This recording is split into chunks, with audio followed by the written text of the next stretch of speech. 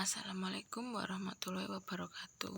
Saya perwakilan dari kelompok 8 akan menyampaikan materi tentang kepemimpinan, kekuasaan, dan politik. Definisi kepemimpinan. Robbins mengatakan bahwa kepemimpinan adalah kemampuan mempengaruhi suatu kelompok ke arah pencapaian atau tujuan.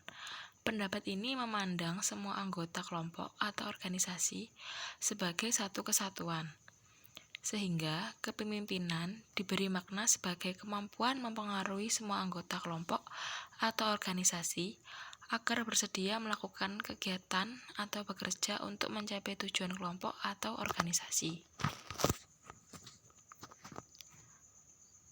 Teori kepemimpinan. Teori sifat kepemimpinan.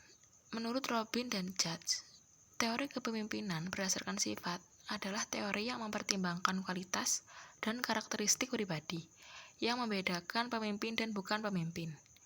Contoh dari sifat ini adalah berwibawa, berani mengambil resiko, jujur, adil, mempunyai kemampuan untuk mempengaruhi orang lain, memperhatikan kepentingan bawahan, mempunyai visi yang realistis, dan sebagainya.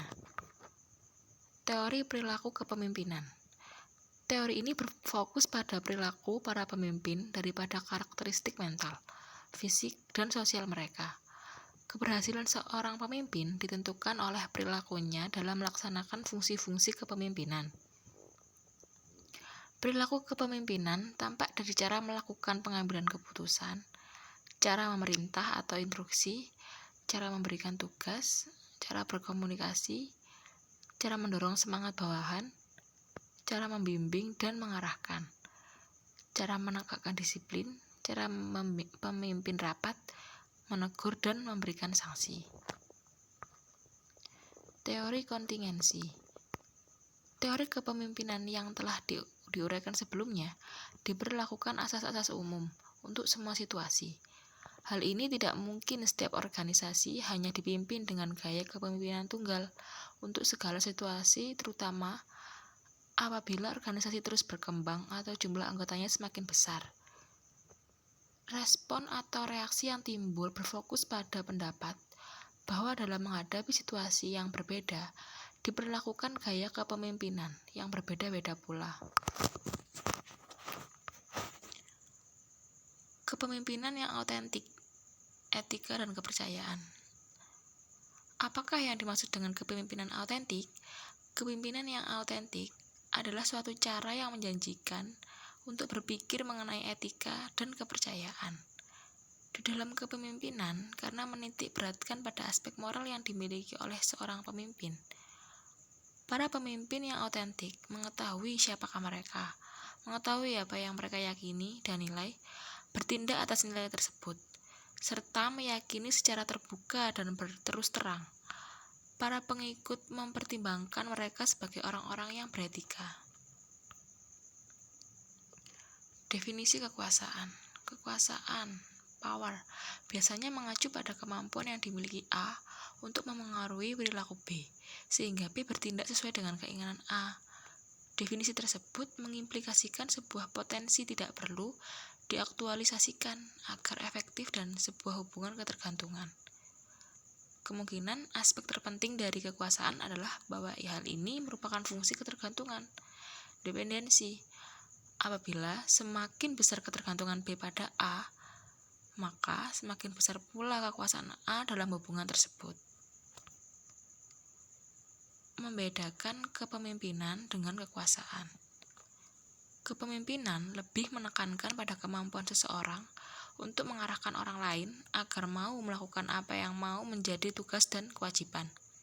Sedangkan kekuasaan merupakan kewenangan seseorang untuk melaksanakan apa yang telah menjadi wewenangnya. Dasar kekuasaan. Kekuasaan formal didasarkan pada posisi seorang individu di dalam organisasi. Kekuasaan paksaan, kekuasaan imbalan, kekuasaan legitisme. Kekuasaan pribadi kewenangan yang didapatkan oleh seseorang atau kelompok yang menjalankan wewenang tersebut.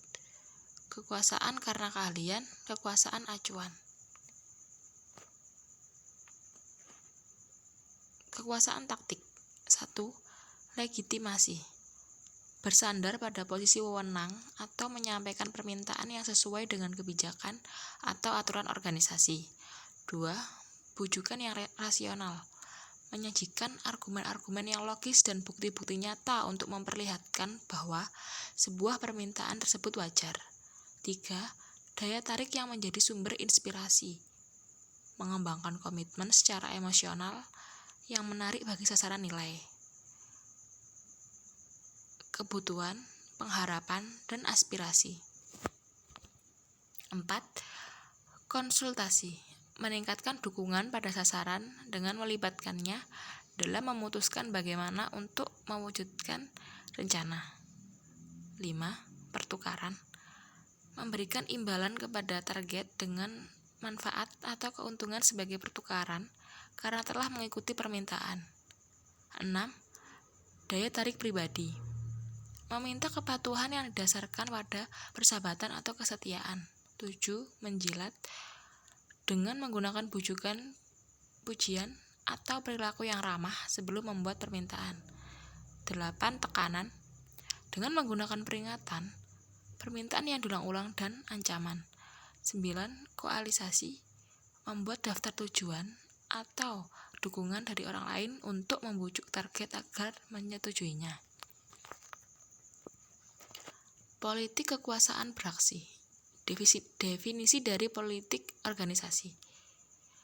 Perilaku politik, yaitu aktivitas yang tidak dipersyaratkan sebagai bagian dari peranan formal seseorang dalam organisasi, tetapi yang mempengaruhi atau berupaya untuk mempengaruhi distribusi keuntungan dan kerugian di dalam organisasi. Realitas politik. Faktor yang paling penting yang mengarah pada politik di dalam organisasi adalah realisasi bahwa sebagian besar dari kenyataan digunakan untuk mengalokasikan sumber daya yang terbatas terbuka untuk diinterpretasikan. Karena keputusan yang paling penting harus diambil dalam keadaan yang tidak pasti. Orang-orang di dalam organisasi akan menggunakan setiap pengaruh yang mereka mampu untuk mencemari kenyataan demi mendukung tujuan dan kepentingan mereka. Hal tersebut menciptakan aktivitas yang disebut dengan bermain politik. Faktor-faktor yang mempengaruhi perilaku politik. 1. Faktor individu. Pengawasan diri sendiri yang tinggi. Tempat kendali secara internal, kepribadian match yang tinggi, investasi organisasional, alternatif pekerjaan yang dipandang, ekspektasi atas keberhasilan. 2. Faktor organisasi. Realokasi sumber daya, peluang promosi, kepercayaan yang rendah, peranan yang tidak jelas, sistem evaluasi kinerja yang tidak jelas, pelaksanaan pemberian imbalan yang tidak beresiko, tekanan kinerja yang tinggi, para manajer senior yang mementingkan diri sendiri. Sekian presentasi dari kelompok 8. Wassalamualaikum warahmatullahi wabarakatuh.